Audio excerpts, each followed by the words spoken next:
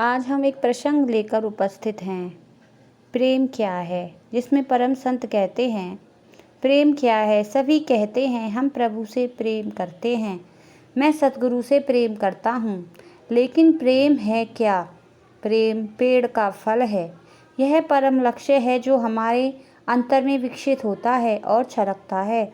हमें अपनी पूरी शक्ति, दिल और आत्मा से प्रभु से प्रेम करना चाहिए। दिल एक है या दो, दिल तो एक ही है, और जिससे तुम प्यार करते हो उसे ही दे सकते हो।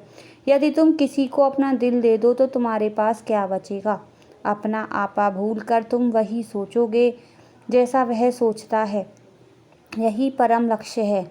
उद्धव ने से गोपियों ने कहा, ओ उद्धव, दिल तो केवल एक है जो भगवान श्री कृष्ण ले गए।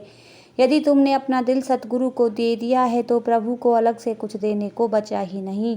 अतः सबसे पहले हृदय पूर्ण हो, बटा हुआ ना हो। जब यह पूर्ण हो तभी तो किसी को दे सकते हो। हमारे सतगुरु ने एक बार अपने सत्संग में कहा, यदि तुम अपना दिल दे सकते हो तो तुम सीधे स्वर्ग जा सकते हो। एक आदमी उठ खड़ा हुआ, कहने लगा, ठीक है, मैंने अपना दिल दे दिया। सतगुरु ने पूछा, क्या तुम्हारा दिल तुम्हारे काबू में है। उस व्यक्ति ने उत्तर दिया, नहीं। तब तुम कैसे दे सकते हो। तुम वही चीज़ दे सकते हो जो तुम्हारे वश में हो। दिल इंद्रियों के जरिए यहाँ वहाँ लगा हुआ है। जब तक उसे वश में नहीं करोगे, दोगे कैसे। हमारा दिल पर कोई वश नहीं है, ये तो विभिन्न रास्तों पर भटक रहा है। मैं अभी प्रेम की बात कर रहा था। प्रेम वृक्ष का फल है। दिल तो तभी दिया जा सकता है जब यह बाहरी आकर्षणों से मुक्त हो और तुम्हारे वश में हो। दिल को वश में करने के लिए कई कदम उठाने पड़ते हैं। हम चाहते हैं, हमारी इच्छा है, हम सोचते हैं ऐसा हो या वैसा हो, परंतु होता नहीं है। अतः इस रास्ते पर पहुंचने के लिए कई कदम उठाने हैं, और सबसे पहला कदम है, यदि तुम मुझसे प्यार करती हो तो मेरा कहा मानो, मेरे निर्देश मानो। ये निर्देश क्या हैं। प्रभु से पूरी शक्ति, पूरे हृदय और पूरी आत्मा से प्रेम करो। यह हृदय शब्द प्रयुक्त हुआ है यहाँ पूरे हृदय के साथ, बटे हुए हृदय के साथ नहीं, जो यहाँ वहाँ सब जगह लगा हो। सबसे पहले तो इसे पूर्ण होना चाहिए।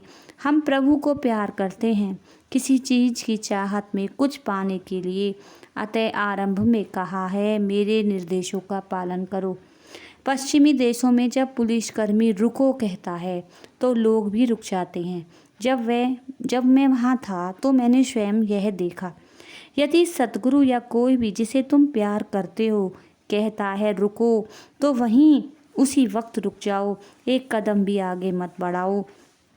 परंतु क्या हम उसका हुक्म मानते हैं।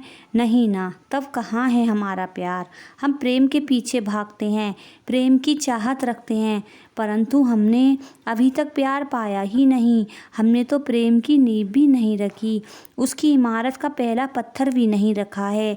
नींव तभी पड़ती है जब हम उनका कहना मानने लगते हैं। फिर वह कहता है, ध्यान भजन अभ्यास में नियमित रूप से समय दो। दिन ब दिन अपनी कमजोरियों को, बुराइयों को अपने अंदर से निकाल फेंको। हम कहते हैं कि हमारे पास डायरी भरने का वक्त नहीं है। हमने तो अभी तक शुरुआत भी नहीं की है। हम प्रेम की बात क्या करेंगे। यदि हम किसी को ख्यालों में लाना चाहते हैं, उसका प्यार चाहते हैं, तो हमें सदैव उसी के बारे में सोचना होगा। लैला का प्रेमी मजनू एक बार एक कुत्ते के पैर चूम रहा था। लोगों ने उससे पूछा, तुम क्या कर रहे हो, क्या तुम पागल हो। उसने उत्तर दिया, नहीं नहीं, मैंने इसे कभी कभी अपनी प्यारी लैला की गली में जाते हुए देखा है। यदि हम सतगुरु या परमात्मा के लिए किसी से प्यार करते हैं तो यह इस बात की निशानी है कि हम अपने प्रियतम, अपने सतगुरु के प्रेम के योग्य हो रहे हैं। परंतु अभी तक यह नींव रखना ही है, प्रेम नहीं। प्रेम तो दिल का देना है। भाई दिल तो एक ही है ना। जब किसी को दे दिया तो क्या बचा। मौलाना रूम साहब फरमाते हैं, जब खुदा की जात तुमने स्वीकार कर ली तो उसमें खुदा और रसूल दोनों ही आ जाते हैं। अतः जब हम अपना दिल किसी ऐसे को दे देते हैं जिसमें प्रभु स्वयं प्रकट हैं, तो हम प्रभु का आदर सत्कार करते हैं। जैसा कि मैंने तुम्हें शुरू में बताया था, प्रेम पेड़ का फल है। इसकी शुरुआत चाहत से कि काश प्रेम हो, या धर्मशास्त्रों के पढ़ने से, या किसी में प्रभु की झलक पाने से होती है।